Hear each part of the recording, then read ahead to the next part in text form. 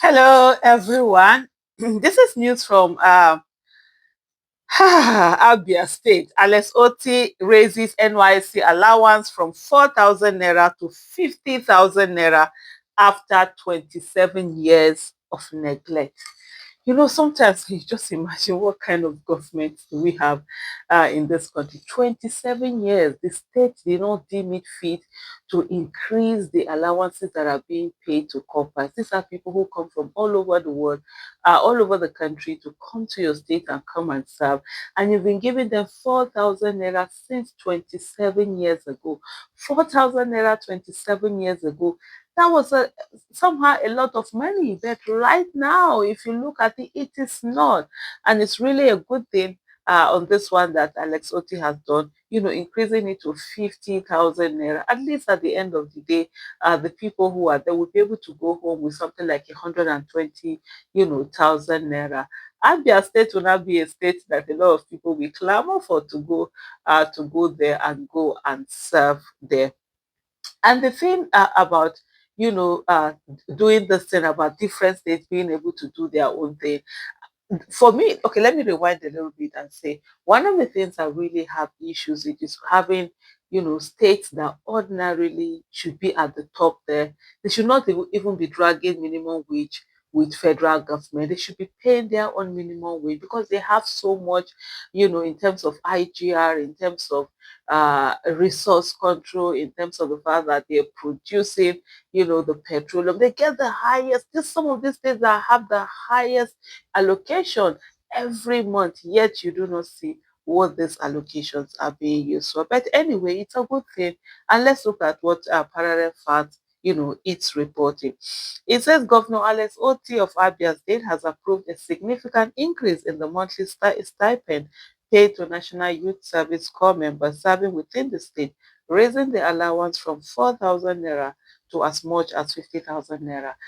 The person who is currently, I think, the head of service came to Abia State to come and serve. He's from Edo State, and he served. And probably it was 4,000 naira he was collecting at that time, and up till now, it's still until now when this money has been increased to 50,000 naira, it was still the same thing. Imagine what you could have done with 4,000 naira 27 years ago, and what someone can do with 4,000 naira in today's world. So, and I hope also that other state governments are going to look into this and also emulate and think about the plight of corpers and how they have to sacrifice so much for them to do this compulsory youth service that is upon them. Whatever can be done to make life a whole lot easier for them, it will be important to actually do it. And kudos to the Abia state government. According to Parallel Fact, the announcement was contained in a statement issued on Friday by the Chief Press Secretary to the Governor, Unjoku Okoha. According to the statement, the new structure allocates a base sum of 20,000 naira to every corps member serving in Abia, with additional incentives for those working in critical sectors. Those deployed to state government establishment will now receive an extra 10,000 naira, while core member in the teaching and medical fields will get an additional 20,000 naira. In addition to the federal government increased monthly NYC allowance of 77,000 naira. Oh, it's actually 77. Oh, yeah, because they are usually more than the minimum wage. Minimum wage is the one that's 70,000. So sorry for the earlier mistake. All core members serving in Abia will now earn a base monthly allowance of 20,000 naira, while those within the state government establishment and specifically teaching and medical personnel will earn an additional discriminatory allowance of 10,000 naira and 30,000 naira respectively to motivate interested core members, thereby bridging the human capacity gap created by decades of neglect and by decades of an attrition in both sectors, the statement read. The increment, Okoha explained, aligns with OT's broader plan to rebuild public service capacity and promote youth empowerment across the state. I'll just take a moment here just to also talk more about this particular part of the statement. In terms of, to rebuilding the public service capacity, Ordinarily, in most countries, what you usually have is that the state governments are always the ones who pick the most brilliant of graduates that are coming out.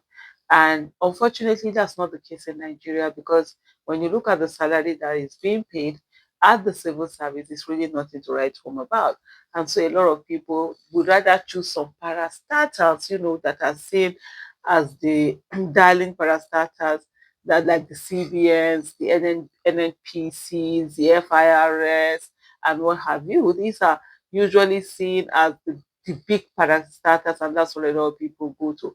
But the core civil service, most people are not interested in going there. And most times, the civil service is actually the bedrock of the workforce of this nation.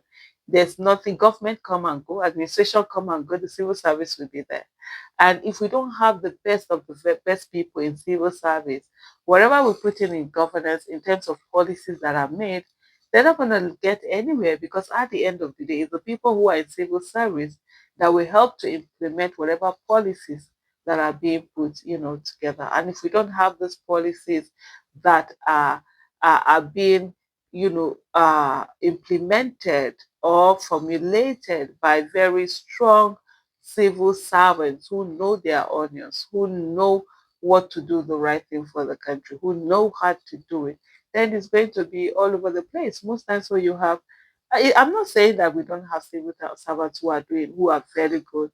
But most times we have a bit of how to have deficiencies in some area.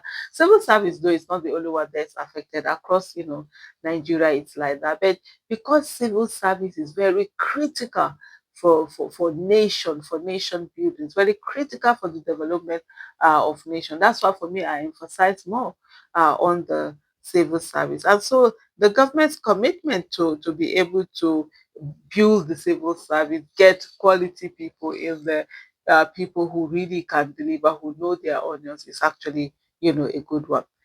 Going back to the statement, it says he noted that this marks the first major review of core member stipends in nearly 3 decades, describing it as proof of the governor's commitment to workforce development and social responsibility.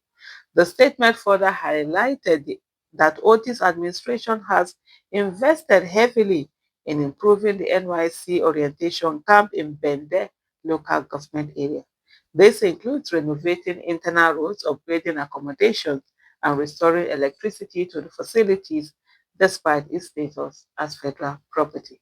So just to add here to say, from what I understood, if there was no electricity, how have the core members been coping in being there? Is it that all this while they've been going to camp with no electricity and all of that? That would really be a hard one, on them. The governor believes that every institution or infrastructure within Abia, whether federal or state-owned, deserves attention because it is Abians who benefit the most. Ukoha added.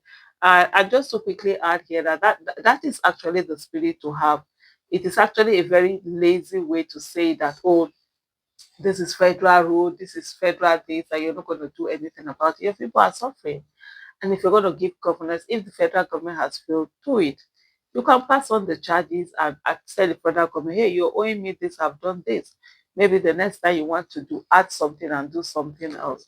But if you say you're not going to do certain things because it belongs to the federal, it's the federal property or federal road or stuff like that, at the end of the day, because like you say, it's your people who will suffer the consequences. The release also recalled that the state government recently implemented the consolidated health salary structure for health workers, including those at the local government level, aligning their pay with national standards to encourage productivity.